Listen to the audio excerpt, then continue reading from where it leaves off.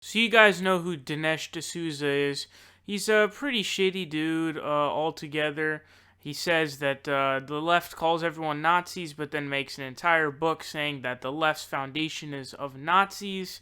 And it does a lot of disgusting things, but obviously I disagree with him massively on politics. Now, what happened with him is he was a convicted felon.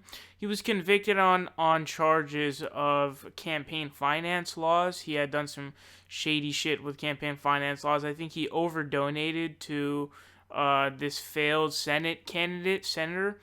And so what he's trying to do, what he was trying to say is, and other people, obviously the right wing loves to play victim complexes, was saying that, oh, this is politically motivated, politically charged. But I'll get into why that's not true in a second.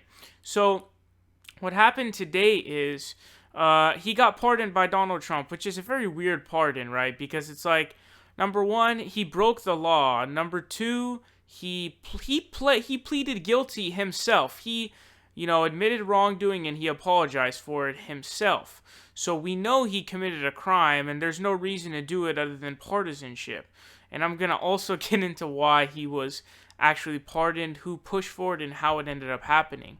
But basically, what you're looking at is the slew of people who have now been pardoned by President Doofus Trump are essentially all GOP partisan hacks. Whether it be Joe Arpaio, who is extremely disgusting, by the way. He's treated people in his prisons disgustingly, massively disgustingly. You've had Joe Arpaio. You also had, I think his name was Libby.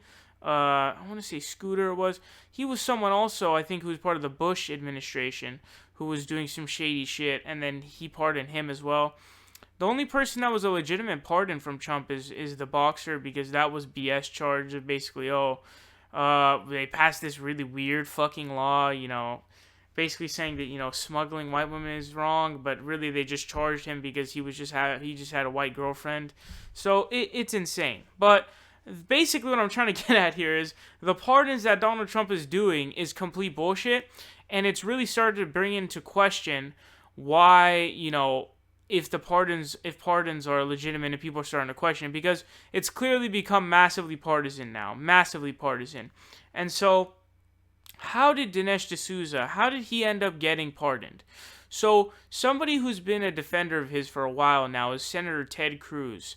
So they had a dinner recently, like a month ago, and Ted Cruz let Dinesh know that, hey, I made a really big pitch to Donald Trump telling him all about your case and why you should be pardoned. And so if you're wondering how the fuck did that happen, because I was too, because he had tried, sort of saying that he was going to get pardoned by Trump, or he was trying to get pardoned by Trump.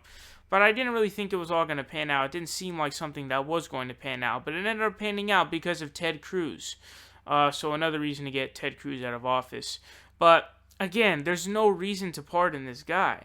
When it comes to the boxer who was just pardoned, it's because the law was bullshit, and it was a fucking racist law that was used against him racially, obviously, and it was bullshit. The way it was pulled out was bullshit. He directly violated campaign finance laws, and he was prosecuted accordingly.